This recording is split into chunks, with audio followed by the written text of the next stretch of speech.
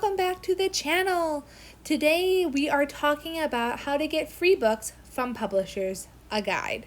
As I rearrange my fancy bookshelf, there are a few things I want to talk about real quick. Since beginning my Goodreads account in September 2017, I have received 491 books to review.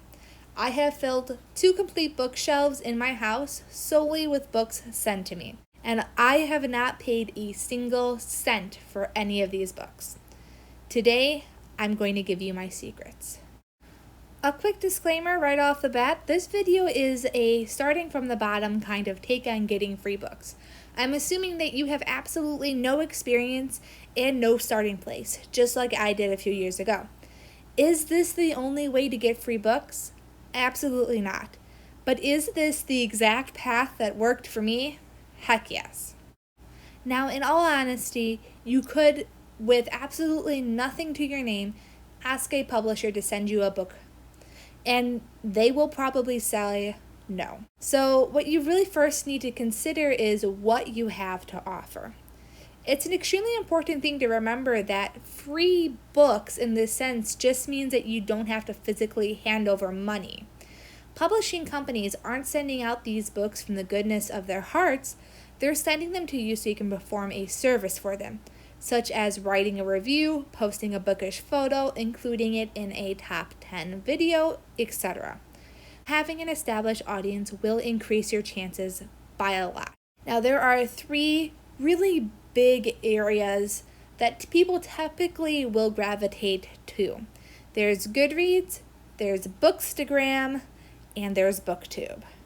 I've seen some buzz about BookTok or other smaller sites out there, and they seem to be climbing, but these are like the most established 3 in my opinion. Goodreads is for writing up longer reviews. It's more of a traditional, this is a book review site. It's often referred to as the biggest social media out there for books. You can post statuses, talk about your current progress, or what books you're interested in. Bookstagram is mostly for posting pretty photos of your books. Always, always, always tag the publisher and the author. BookTube is for talking about books in a video format, whether it be a top 10 list, a reading vlog, or video reviews. As a slightly minor caveat, sometimes publishers require book blogs. Personally, I've always had at least one social media and a book blog. A ton of free websites out there if that is something that you are interested in.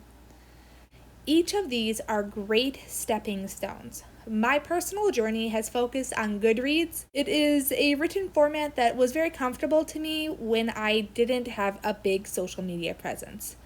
Obviously, there is no set time for when you are quote-unquote ready to start requesting books, but if you have an established social media platform, then you are more likely to be accepted as a reviewer. I think it's really important to say that your account does not have to be big. I got my first book to review when I was 3 months into Goodreads and I had less than 1,000 followers. What is more important is engagement and consistency. I'm not saying that a set schedule of twice daily book reviews is the only way to go, but you want to make your accounts look active. So don't just post once and then 2 months later start demanding books. And what do you talk about, you might be wondering? If you don't have these free books to promote, what should you even be mentioning on your accounts? Well, I say start looking around your house or your local library or your friend's house and just start posting about the books that you already have. Are they your favorites? Are they ones that you want to read? Were they the most awful books you've ever seen? Now that you have a bookish social media that is established, time to start getting those books. Before we go into the etiquette of how to request physical review copies or specific review copies of books, there are a few ways you can get books without having to speak to a person. And I'm talking about ebooks. Generally, it is easier to get an ebook for free opposed to a physical copy. There are a ton of online places where you can get free ebooks. Netgalley, Book Siren, Edelweiss, Readsy, etc. Personally, I have heard Netgalley is one of, if not the best, and since I'm the type of person to get overwhelmed if I have too many choices, I will pick one thing and use that one thing for all my needs. So as a general walkthrough of Netgalley, you first go to their website, you make an account. You include all of your bookish social media with a quick description of who you are. This description is supposed to be very short and to the point. So where do you review? Any in good stats about yourself? And that's pretty much it. And then from there you start requesting books, which is literally just click, click, done. Now these books can be read via the Netgalley app or on an e-reader. They have instructions for how to set that up. A few notes. For a completely new account, you may have more trouble than a well-established one for getting books. However, you can very easily build your account by requesting smaller author books or by reviewing the ebooks that are always available. Now, I know I'm not a good example of this, but ideally you want to have a book to review ratio that's pretty close.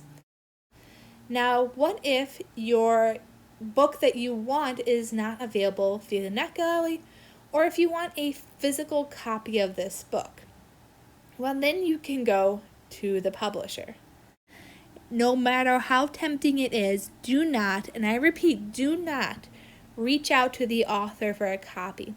There are publicity managers and social media liaisons whose sole job is to be the interface between authors and reviewers.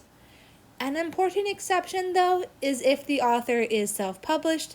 In that case, there is no social media person, and it's fine to contact them. So, to request a book, first go to the publisher's website. There will often be a section for reviewers. Find the email address of the right publisher and publicist and send out an email. You always want to check and double check that you have the right publisher and that the book is not out yet. If the book has just come out, there's normally about a 6 to 12 month buffer that I've noticed when requesting books. Sometimes the publisher will even send you books that have been out for a couple of years, and sometimes they don't. So if your book is already out, the worst they can say is no. Now, a general outline for this email is, give me your effing book or else. Just kidding. Email etiquette is actually hugely important. This is their first and their only impression of you. It's important to get all the pertinent information, to be polite, and to be kind.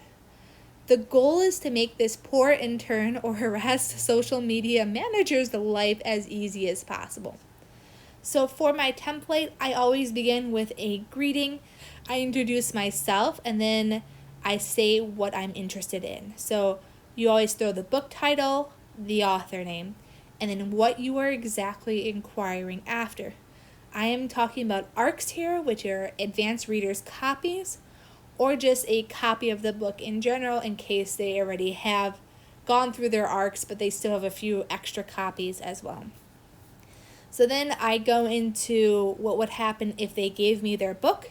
So I typically photograph the book, upload it to Goodreads with a pre-review, and I always put in my emails a free copy in exchange for an honest review, because I am not going to automatically give them an amazing review. If the book was terrible, it will be honest. But it also won't be mean, but that's also really long for an email. From there, you go into your social media hook, and that means who you are and why you deserve this book. I like to include direct links to my social media so they can click on my things and then immediately go to the correct sites. So I start off with what I am most known for, and in this case, it is being a Goodreads reviewer. From there, I talk about my book blog because that is often like a gold star. I also include my booktube stats and I describe slightly what I talk about, but very, very briefly. You don't want to have a very long section, but you also don't want to play down your achievements. So in addition, I include my Instagram and my Twitter, which are ones that I don't use as much, but I do use them for some parts of book reviews. Now, one thing that I think really makes your account stand out and kind of helps you push them into handing over their books is to provide examples of what you do. So I always include around 5-ish book reviews as an example of what my account can produce. At the end, you sign it and you put your address on it. Now, I know that feels a little bit weird to some people, but like I said, you want to make their jobs as easy as possible. Now that you've sent out your email, you have to wait. So this could go one of 3 ways. Option A, they tell you yes and they send over the book, in which case you thank them and you keep track of this publicist that emailed you back. So I like to have an Excel file where I throw their name, their email address, and things I know about them to help keep track of who I'm talking to. If they respond no, thank them for their time and wish them a good day. Also put them on that Excel spreadsheet. In all honesty, even now, I still get no responses. And it's not a big deal. Sometimes they forget to respond.